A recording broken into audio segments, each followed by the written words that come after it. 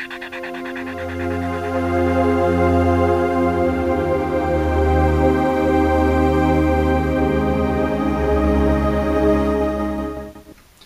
Jeff here, your YouTube reviewer of New England brews, and welcome back. Today, I'm introducing you to a brand new nano brewery that's opened up in New Hampshire. Opened up at the end of 2011. The Candia Road Brewery, which is the brewer of the Nepenthe ales. At this point, Candia Road has 3 different brews available in bottle.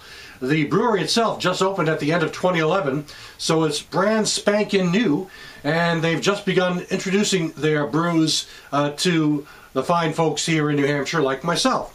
So today I'm going to review the Nepenthe The Shire Stout.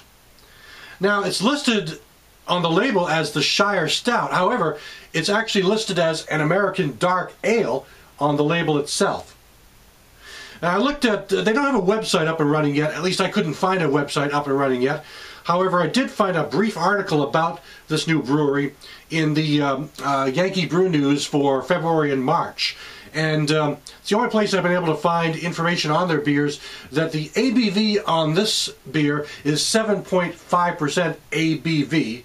And that's according to an article in the Yankee Brew News. Now, the brewery itself is connected to a convenience store, which has been in existence for quite a long time. The convenience store is well known in the area for selling a lot of beers that are, more imports and more craft beers, beers that are really great for craft brewer lovers like myself. So I'm going to get right into their first beer. There's the first of 3 bottles, but this is the first one I've been able to get my hands on. And I'm going to open it up and see what it's like. There goes the cap. Oh my goodness, look at the smoke on here. There is a lot of smoke coming out of here, a lot of carbonation smoke, and boy, do I really like that. Let's give it a pour. That is nice and dark. Oh, look how dark that is. Serving right now, oh, incredibly dark and foamy. Isn't that something else? Yep. I'm getting better at this, aren't I? Last couple of reviews I've done, filled it right up to the brim like that. Okay, man, look at that. I don't know how well you can see this with the camera gear that I have, but look how dark that is. It's dark, almost black, with a really dark brown head, foamy, silky, soft, delicate, bubbly. That is one heck of a head and one heck of a beautiful color for this beer, I must say. Let me put it this way so you don't have to see the Beamish label, and maybe you'll be able to see it a little better. Cannot even see through it. It's so dark and black. Isn't that something? What a beautiful looking beer, I must say. Alright, let's check out the aroma here. Now, as I said at the start, the name of this is the Shire Stout. It's listed as an American Dark Ale on the label. But aroma-wise, it really does represent more of a stout aroma to me. I'm getting a good roasted malt aroma, a little bit of chocolate here, and an earthy hop sensation as well, kind of lingering around the edges. But it's really the roasted malts up front and a bit of the chocolate in there as well. So it definitely has the aroma of a really good stout.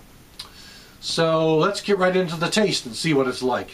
If I can drink through all this head, we'll see if I get a real good sample of the taste here.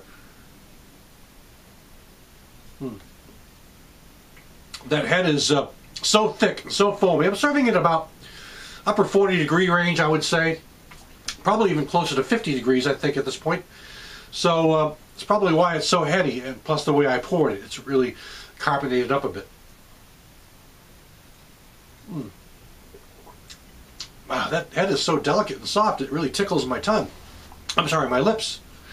Anyway, the taste is it's got a real kind of a nice malty sensation. The body is in the medium range. It's not a heavy body at all, which is most often associated with a stout. It's really in the medium, lighter to medium range, not watered down, no, nothing like that. Much better than that, but nowhere near quite as heavy and bold, as thick as some stouts can be. Now the taste, it does have more of the ale feeling to it. As I said, it looks and smells like a stout. It's got the texture of the dark ale, so you're getting a nice roasty malted sensation here.